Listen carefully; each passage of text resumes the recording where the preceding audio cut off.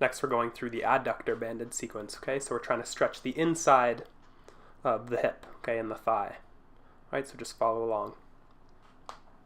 Again, we'll be using a band, okay, similar setup to the hip flexor, okay? Band around my squat rack, putting it up high.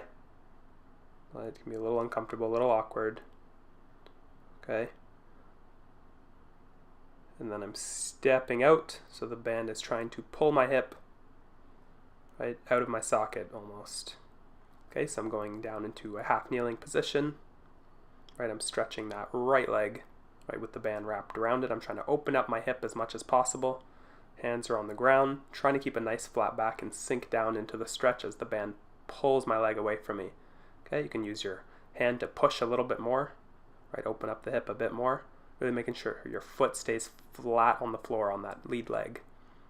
Okay, it's tempting to just let the toes and the arch of the foot just pop up. Okay, but we're trying to actively grip into the floor with your big toe while opening up. Okay, spend some time taking 5 big deep breaths. Every exhale, see if you can sink down a bit further. And then just like the last drill, you're going to get into circles. Okay, so 5 circles in one direction, 5 circles in the other direction. Right, as much as you can, trying to get the motion to come through the leg and the hip and not through your pelvis and your back. Okay, after that, you're coming up. Okay, half kneeling. Okay, you're pressing with your hand. You're pressing your hand outwards against your knee while you actively squeeze in with your knee against your hand. Okay, you're holding that for 5 seconds, right? Hand squeezes out, knee squeezes in. 5 seconds. You relax and you do it again 3 times. Okay, then back to your circles. This time just 3 reps. 3 reps the other way. Okay, then coming back up, right, open up your hip. Now your hand's pressing in, right, your knee is pushing out, right? So squeeze out with the knee for 5 seconds while your hand's pushing in, and relax, reset, do it again. Squeeze for 5 seconds. Relax, one more time, 3 reps. Okay, good. Then you just get back into your circles. 3 reps. 3 reps. Okay, so just to recap, it was hands down on the floor. Right? Big deep breath, sinking down. Okay, here you can see what I talked about earlier, right? The foot opening up. You want to make sure it's actively pressing down.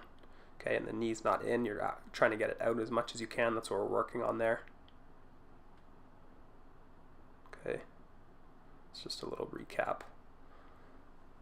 Right, and then just in case you want to see it from another angle, just to see kind of what the back is doing. All right, trying to keep a flat back. I still struggle with this in some of these positions, but I'm actively working on keeping my back as flat as I can. Right, not rounding it like this into my stretch. Okay, trying to keep it as flat as I can. Opening up the hip.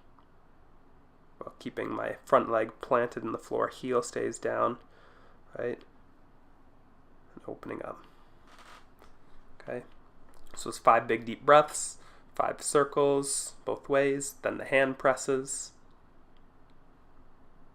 Okay, hand pressing in, hand pressing out.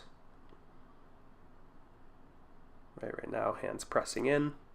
My back's flat, I'm up nice and tall. We're working on kind of your squat pattern, right? This is a pretty deep squat, not rounding your back again. Right? Hands pressing out against your leg, legs pressing in for 5 seconds, 3 times. Then switch. Hands pressing in, knees pressing out for 5 seconds, 3 times. Okay, get back to making a few circles. And then you're done. Switch to the other leg. Okay, and then move on to the next drill. Good work.